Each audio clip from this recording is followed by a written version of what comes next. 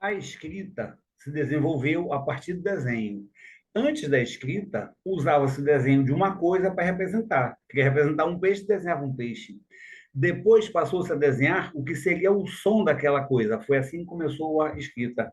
Mas até hoje, o próprio desenho ele é muito importante, né, para fins de comunicação. Basta a gente lembrar a placa de trânsito. Placa de trânsito são desenhos, não é verdade? Do pare, proibido estacionar, curva perigosa, etc. Na Mesopotâmia, que tu já conheces, que é a região entre os rios Tigres e Eufrates, Tigre com letra maiúscula, o desenho ele não era só para decorar túmulos, como os egípcios faziam.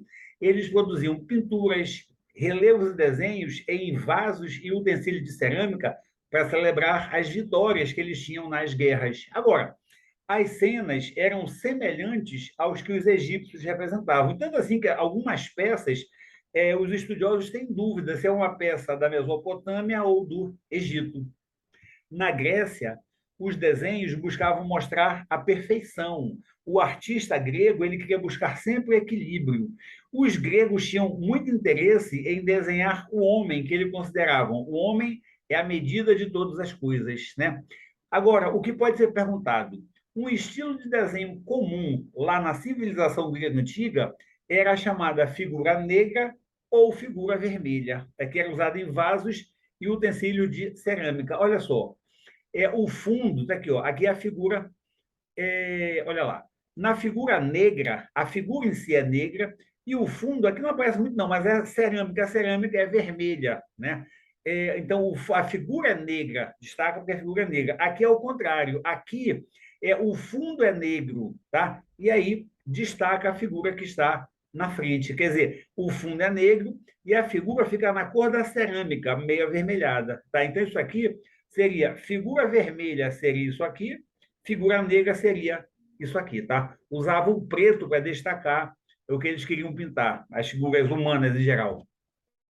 Os egípcios, outra coisa vai cair. Os egípcios inventaram o papiro, que foi uma das maiores contribuições para a evolução do desenho e da escrita também, né? Papiro, que vocês já viram em outro capítulo de história, um capítulo de história, era uma folha feita de uma planta onde podiam ser registrados desenhos e textos. E assim, os desenhos e as informações podiam ser registrados e transportados com mais facilidade, porque antes do papiro, os desenhos e as escritas eram feitos em papel, em madeira ou argila. Era mais difícil de fazer e de transportar, porque ficava pesado, né? Já com o papiro, não, ficou mais fácil. Surgiram, inclusive, as primeiras bibliotecas para começar a arquivar esse registro. Então, não esquece, os egípcios inventaram o papiro, que foi uma das maiores contribuições para a evolução do desenho e da escrita. No século III, na Europa, na cidade de Pérgamo, surgiu o pergaminho. Pérgamo, pergaminho, né? Pergaminho é tipo um rolo de papel onde se escrevia também. Era um novo suporte para registrar desenhos e escritas com mais resistência do que o papiro e com mais duração. Só que era também muito mais caro do que o papiro. Mas foi importante também, a igreja usava muito esse pergaminho. O papel foi inventado na China, importante. O papel foi inventado na China por volta do ano 105 depois de Cristo. Os chineses mantiveram a técnica de fabricação em segredo por mais de 5 séculos, porque eles ganhavam muito dinheiro com isso. O comércio do papel era muito lucrativo. Quem inventou foi esse chinês chamado Tsai-Lung. Hoje, o papel é o suporte mais usado para realizar desenhos e existem diversos tipos de papéis, né? Papel machê, papel crepom, gramatura diferente, mais grosso, mais fino. E podem ser usados diversos materiais para desenhar no papel. Lápis, carvão, giz, aqui, fiz giz, né? Aqui. É, giz. Giz, grafite, caneta, nanquim, etc. Tá? Então, papel foi inventado na China.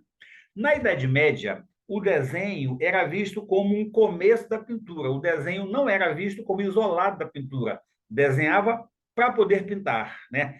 É que a arte na Idade Média era direcionada para a religião, principalmente para o cristianismo, e servia não só para louvar Deus, mas também para ensinar as histórias bíblicas para a população que era analfabeta.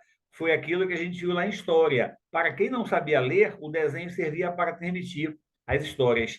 É por isso que as paredes e tetos das igrejas antigas, até hoje, se você for em São Sebastião, vai ver, são cheias de pinturas religiosas. Aquelas pinturas contam as histórias bíblicas, né? Lá na igreja de São Sebastião mostra a história da criação, por exemplo, como Deus criou o homem. A arte na Idade Média, ela floresceu porque havia uma mistura cultural muito rica, inclusive lá dos bizantinos, que é aquele o antigo Império Romano do Oriente, lembra? O lá de Bizâncio, os bizantinos, eles também entraram nessa arte da Idade Média.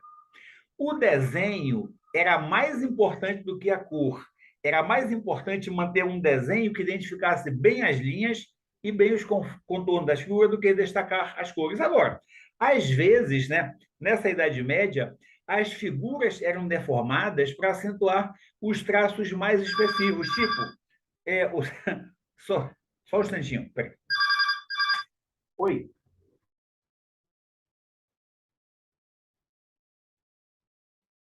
Tá, só um instantinho. Tá, já, já, só um instantinho, tá? Tudo bem uma gravação aqui, só um instante, tá? Tá. Pronto. Olha só. Então, o sujeito tinha um nariz muito grande, acentuava o nariz muito grande. Ele tinha o queixo grande, acentuava o queixo dele, para destacar o traço mais expressivo, tá? E a figura mais importante, da mesma forma que os egípcios faziam, as figuras mais importantes eram colocadas maiores do que as outras. E na Idade Média foram muito usadas as iluminuras, importante esse termo, iluminuras, desenhos pintados à mão em livros manuscritos, né, com muita influência bizantina e tinha uma mistura de fantasia com pessoas, animais, vegetais, etc. Isso era as iluminuras. Vou parar esse vídeo por aqui, não sei nem se vai dar tempo de tu ver antes da tua prova.